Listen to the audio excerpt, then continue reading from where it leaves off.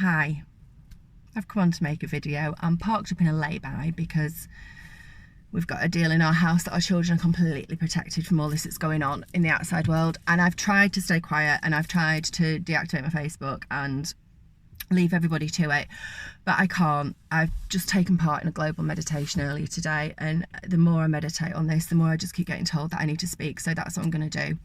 I'm not here to talk about conspiracy theories. I'm not here to talk about 5G, about global sex rings, about Q, about any rabbit hole that anybody might have gone down, because I keep getting labelled a conspiracy theorist when all I ever do is share my truth and my fact. I don't know the ins and outs of 5G. I don't know the ins and outs of global sex rings. Who does?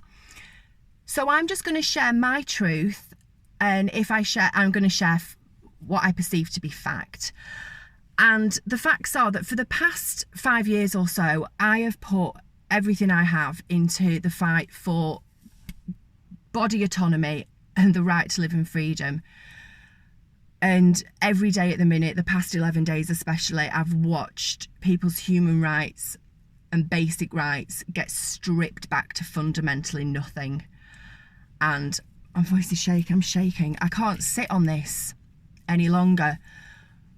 I'm going to share my story. My story is that I followed government advice. I took my precious baby boy 15 years ago to have his vaccines. He was vaccinated at 8 weeks, 12 weeks, 16 weeks, 12 months, and he suffered irreversible damage. And that was because I was following government health advice.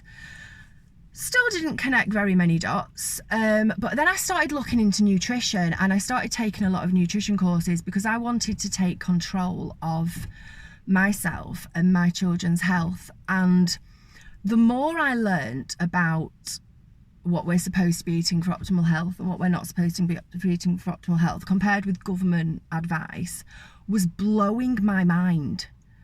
Like, just research the effect of dairy on the human body. It's incredibly mucus forming, and yet we're encouraged to give it to our kids. Government advice right now on the NHS advice, symptoms of coronavirus, up your dairy intake. Worst thing you could be doing for a cough. Categorically worst thing you could be doing for a cough. Full stop. I'm very concerned with the fact that amongst all this scaremongering in the media, I'm going to get on to what I think about the media in a moment. Amongst all this scaremongering in the media, all these stories that are being shared, they're not sharing any on what you could be doing to boost your immunity naturally. They've kept it very low key that Korea and New York City have had massive success in treating this virus with intravenous vitamin C.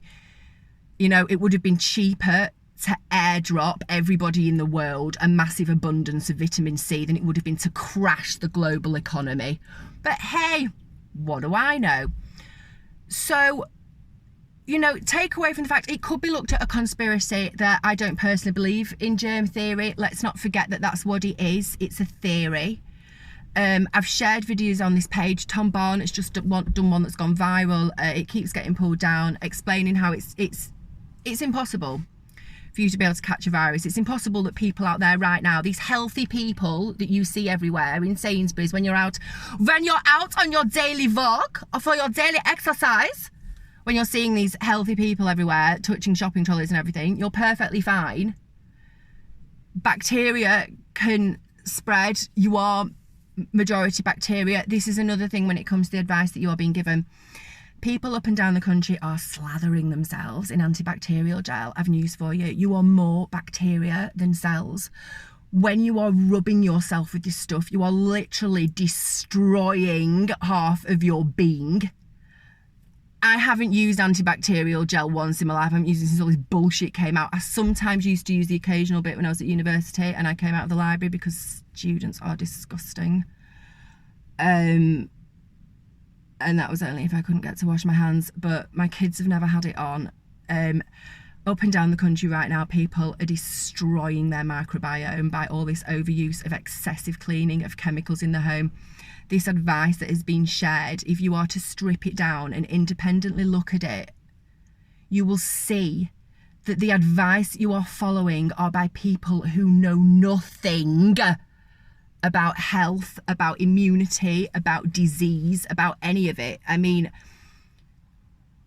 when it comes to the media, follow the money trail, okay? When you've got journalists like, I mean, I'll give you an example from the anti-vax movement, but when you've got journalists like Brian Deer from the fucking Sunday Times writing the most salacious things about doctors like Andrew Wakefield, look at that. What you then need to do is look at what shares he owns, okay? Look at what company. I've news for you, a lot of vaccine makers.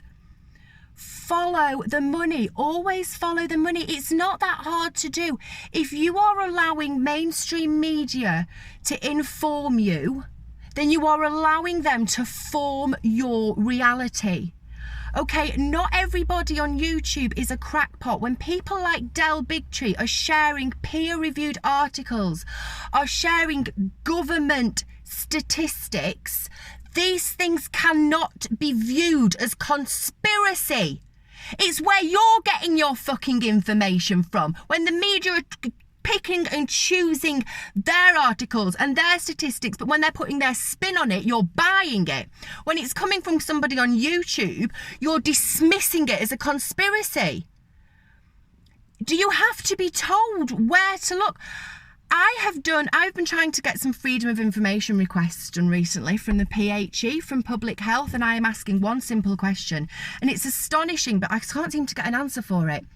I've also asked hospitals in the USA. I've been in touch with the USA and China, and still can't get it answered. My question is this: of all the people that are dropping down dead of this so-called COVID-19, don't even like saying that fucking word. It is such a bad word energetically.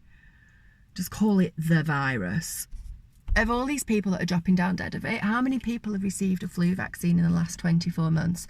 The reason I ask is because 2 studies that were done by the Department of Defence showed that people who had had the flu vaccine in the last 4 months were 4 times more likely to contract severe respiratory infections and a coronavirus.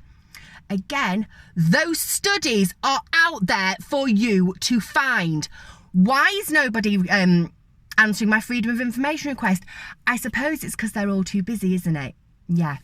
So speaking of what the media isn't telling you, how many of you out there have gone through the Coronavirus Bill Act that was passed 11 days ago? I'm speaking to you people here in the UK now.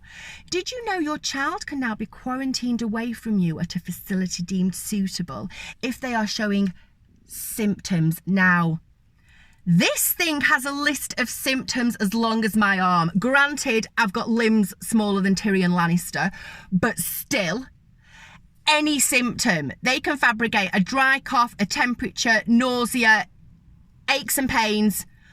Are you happy with that? Are you happy with your child being... We're currently having checkpoints, okay? They can stop your car, they can ask where you're going. Symptom checks will be next at these checkpoints. Again, haven't pulled this out my arse. It's in the bill that was passed.